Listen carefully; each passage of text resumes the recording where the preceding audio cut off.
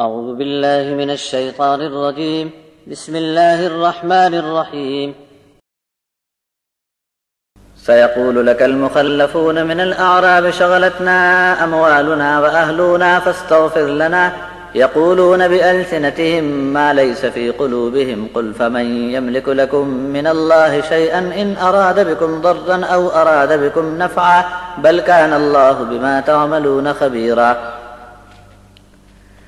بل ظننتم أن لن ينقلب الرسول والمؤمنون إلى أهليهم أبدا وزين ذلك في قلوبكم وظننتم ظن السوء وكنتم قوما بورا ومن لم يؤمن بالله ورسوله فإنا أعتدنا للكافرين سعيرا ولله ملك السماوات والأرض يغفر لمن يشاء ويعذب من يشاء وكان الله غفورا رحيما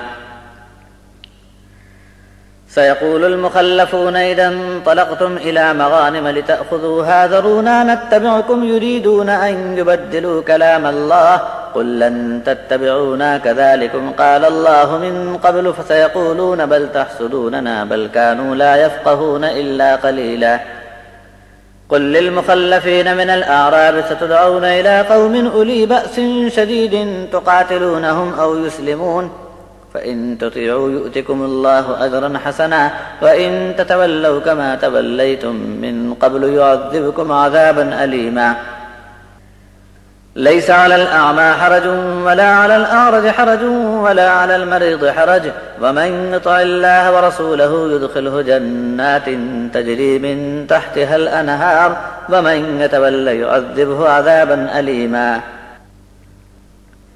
پیچھے رہ جانے والے گنوار لوگ اب کہیں گے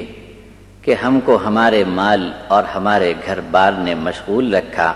ہمارے لیے مغفرت کی دعا کر دیجئے۔ اپنی زبان سے ایسی بات کہتے ہیں جو ان کے دل میں نہیں۔ آپ کہو کہ بھلا وہ کون ہے جو اللہ کے سامنے تمہارے لیے کسی چیز کا اختیار رکھتا ہو؟ اگر اللہ تم کو نقصان پہنچانا چاہے یہ تم کو نفع پہنچانا چاہے، بلکہ اللہ تعالیٰ تمہارے کاموں کی خبر رکھتا ہے۔ بلکہ تم نے یہ گمان بنا لیا تھا کہ رسول اور ایمان والے اب اپنے گھر بار میں کبھی واپس نہ آ سکیں گے، اور تمہارے دلوں کو یہ بات بہت اچھی لگی تھی، اور تم نے بہت ہی برے برے اندازے لگا رکھے تھے، جبکہ برباد ہونے والے لوگ تم خود ہی تھے۔ اور جو لوگ اللہ اور اس کے رسول کی بات پر ایمان نہ لائیں تو ایسے کافروں کے لیے ہم نے بھڑکتی آگ تیار کر رکھی ہے۔ آسمانوں اور زمین کی تمام بادشاہی اللہ کے لیے ہے، جسے چاہے بخش دے، جسے چاہے عذاب میں ڈال دے، اور اللہ مغفرت کرنے والا مہربان ہے۔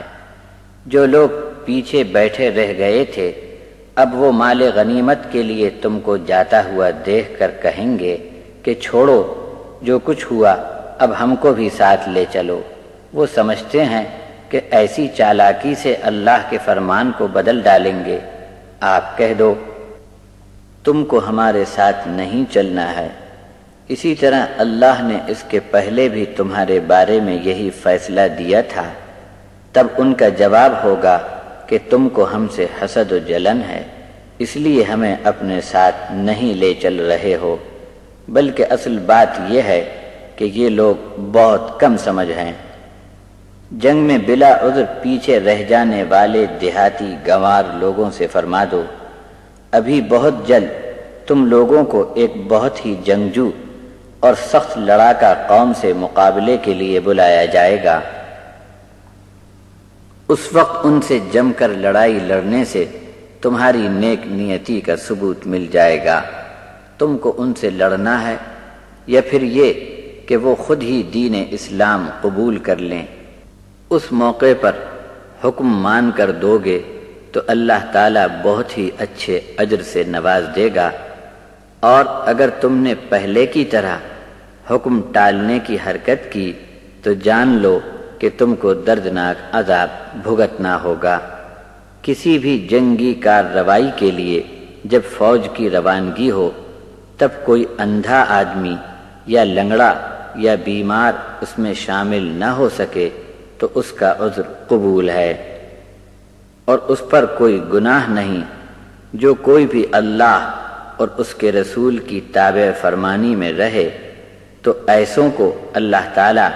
جنتوں میں داخل فرمائے گا جس کے نیچے نہریں بہتی ہوں گی، اور جو کوئی بغیر عذر کے اللہ کا حکم ٹال دے تو ایسے لوگوں پر دردناک سزا کی کارروائی کی جائے گی۔